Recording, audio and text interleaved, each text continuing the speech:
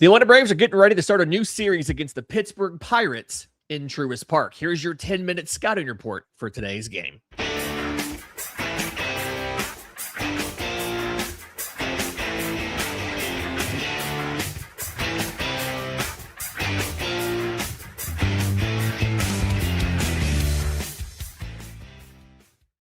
Yes, this is your Braves Today Scouting Report, a production of the Believe Podcast Network and presented to you by FanDuel.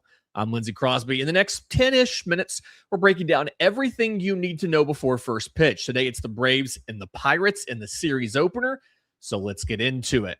Both teams have put out their lineups for the game for the Atlanta Braves.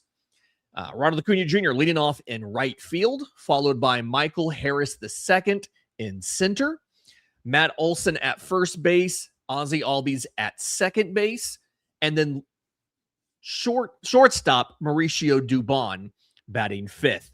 You then have Dominic Smith, a designated hitter, batting sixth, Austin Riley at third base, batting seventh, left fielder Mike Yastrzemski batting eighth, and catcher Sandy Leone batting ninth. Acuna, Harris, Olson, Albies, Dubon, Smith, Riley, Yastrzemski, Leone. On the mound for the Braves, you see him there in the photo, Martín Pérez, 3-3 with a 2.79 ERA.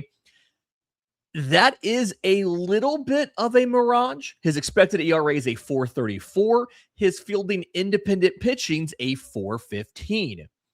So just be mindful there that he has been successfully walking a tightrope. One of the issues is the strikeout rate is just 20.5%. Typically, when you're running the strikeout rate around 20% or lower, it's really hard to maintain performance like this. He's right there on the edge of that. Walking 8.8% of batters. It's a spread of 11.7%. Pitch mix here for Martín Pérez. We're kind of accustomed to it now. All three fastballs, a changeup, and a curveball. Against lefties, he's leading sinker changeup. Some curveballs, a little bit of cutter and four-seamer on the back there. Against righties, it's predominantly changeup cutter. And then he's got the sinker, he's got the curveball and the four-seamer, which coming in right around 90 miles an hour. There's not a ton of experience on this roster off of Martín Pérez. Only 6 hitters even have an at-bat off of him. Brandon Lau is 3 for 9 with 3 RBI. Marcell Ozuna is 4 for 7 with 4 RBI. When you look at the Pirates lineup, by the way, interesting kind of what they're doing here with who is their leadoff hitter and who is not. Oneil Cruz had been leading off a lot of the year, but he's batting fifth. Nick Gonzalez at third base leads off, followed by that aforementioned Brandon Lau. Switch hitter Brian Reynolds in left field batting third. Marcell Ozuna as the designated hitter batting cleanup against his old team. Curious/nervous about a revenge game. We'll see what happens. Oneil Cruz is batting fifth. The password, I've got it. I looked this up. Jostinson Garcia batting sixth. It's spelled Jhostynxon. Jostinson Garcia. Looked up how to say it. He is batting sixth in right field. Spencer Horwitz, first baseman, batting seventh. Jared Triolo at shortstop batting eighth. And then catcher Henry Davis batting ninth. I did something that I was asked to start adding to these. I figured I'd start a series off with these, is how these guys have been doing recently. You look at the last 15-day stats. Who is hot right now? Brian Reynolds is hitting .381 with an 1119 OPS and 6 extra base hits in the last 15 days. It's over 13 games there. He scored 11 runs and driven in 8. Oneil Cruz is hitting .326 with a 1.58 OPS. He has 4 homers, 11 RBI, and 9 runs scored in the last 15 days. Spencer Horwitz, .306 average, 900 OPS, 3 bombs, 7 runs. Nick Gonzalez, part of the reason he's leading off, he's hitting .294 with 11 runs scored, 8 RBI, in the last 15 days. So like they have a couple guys, and then Brandon Lau, I forgot about him. He's hitting 260, which for him is pretty good. But he does have 18 home runs in the last 18 strikeouts in the last 13 games. But the top of their order, those guys outside of Marcell Ozuna are all incredibly hot right now. They're all hitting over 300. So a little bit nerve-wracking. Be mindful there. The starter for the Pittsburgh Pirates, if I can get my screen to click over here, is Mitch Keller, 5-2, 4.35 ERA on the season. And that's mostly kind of probably where he should be. 4.37 expected ERA. The FIP is a 3.38. And it's a little bit odd why the FIP is so much lower than the actual results. But he does allow a lot of contact. And remember, FIP is only looking at things you directly control. So home runs, walks, strikeouts. He does allow a lot of contact and a lot of balls in play. He's perfectly average on hard hit rate, 50th percentile. He's slightly below average on ground ball rate at 40%. So he'll let you put balls in the air, but he's not giving up a ton of really hard contact. Flip side of this, a lot of balls in play because he's not getting a lot of whiffs or a lot of strikeouts. 18.2% strikeout rate. So Keller has some raw stuff, but he legitimately is struggling from a bat missing perspective. He's not walking a ton, 7.1%. It is a 7-pitch mix. He features all 3 fastballs. He also has a sweeper and a slider and a curveball, as well as a changeup. It's actually a very aesthetically pleasing pitch plot when you look at it, right? He's got a couple fastballs and a changeup in the upper right quadrant, where he'd release. He's got breaking ball towards the 0-0 line, just to the side of it. That's the slider. He's got the sweeper, which moves farther. And then the curveball is an outlier movement profile because it's both horizontal movement and vertical drop. It's actually, it's a really pleasing pitch plot. The way that he attacks hitters against lefties, very well sequenced mix. He leads with a fastball. It's like 36% usage, but then he's got 4 other pitches he throws at least 10% of the time. So he's anchoring off the 4-seamer, and as you would expect, he ramps up both that and the sinker when he's behind in the count. When he's ahead in the count, he cuts the 4-seamer back in favor of the changeup and the sweeper, which is a common adjustment, right? That's a common thing you would see.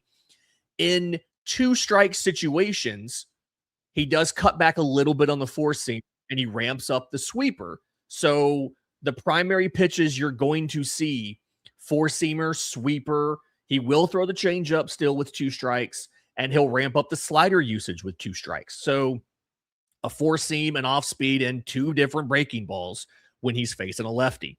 When he's facing a righty, it's a 3-pitch mix, and it's anchored around the sweeper and 2 different fastballs, a 4-seamer and a sinker. So in this case, the 4-seamer is kind of the bridge pitch between the sweeper, which runs one way, and the sinker, which runs the other, right? Fastball is kind of in the middle as that bridge pitch. He'll throw more sinkers to open the at-bat, right, in the early counts of the at-bat, and before he gets to 2 strikes. He doesn't use it a ton when he gets to 2 strikes because he wants the punchy, but he'll use it until he gets there. If he gets behind, that's where he'll ramp up the 4-seam usage. It's a little bit different. A lot of pitchers who have a sinker throw more of those when they're behind in the count. He throws less when he's behind in the count because he's trying to, he wants to get back with the 4-seamer. And then the sweeper, as you can imagine, gets close to 50% usage when he's ahead in the count and with 2 strikes. Again, those are the 3 main pitches. He'll throw the other stuff from time to time, but none of it really breaks about 9-10% usage. It's pretty predominantly sweeper, 4-seam, sinker. And again, the 4-seamer is kind of in the middle between the movement balls of the sweeper and the sinker. There's no really strong proclivity if you're a lefty to getting a first pitch strike. He's actually more likely to throw you a ball than a strike on the first pitch.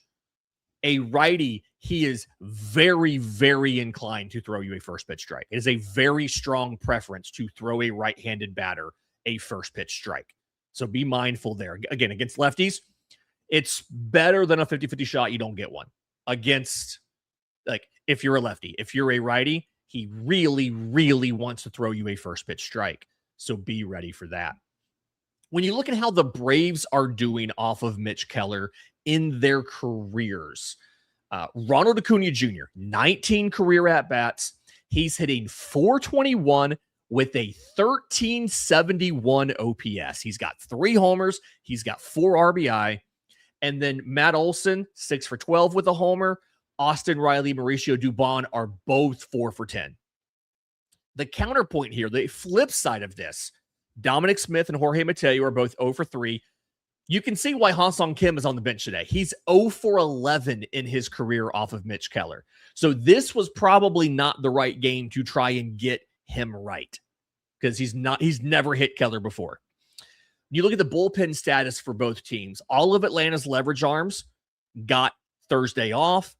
Rizzo Iglesias got Wednesday and Thursday off, so they should all be available. Didier Fuentes and Dylan Dodd, they both threw 15 to 20 pitches yesterday. They can likely come back today if needed. Ronaldo Lopez threw 36, and he is almost certainly down.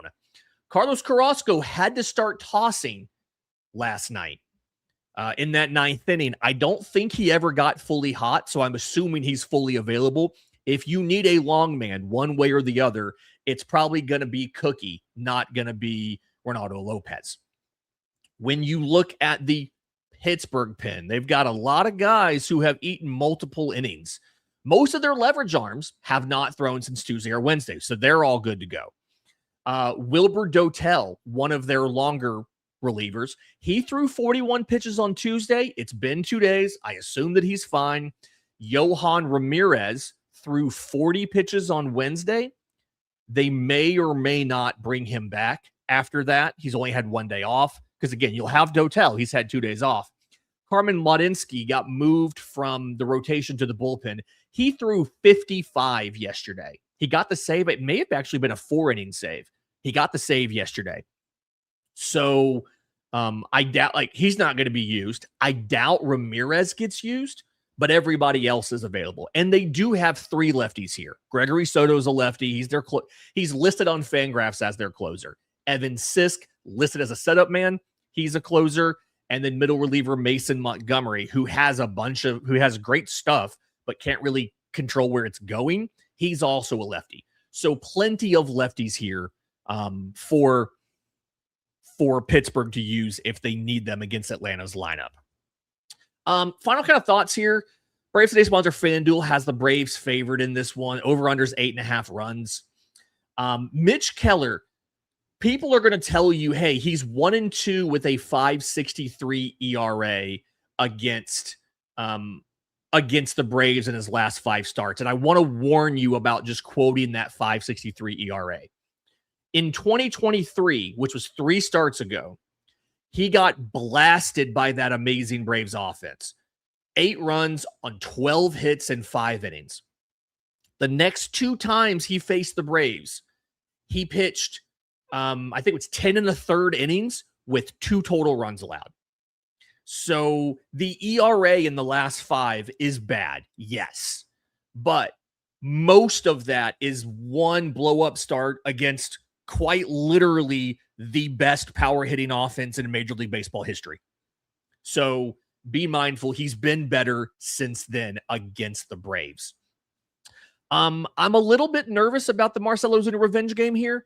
He's just hitting 190 this season. 190, 227, 305, but he's been good against Martín Pérez. He has the motivation of his first game back at Truist Park since they wouldn't re-sign him.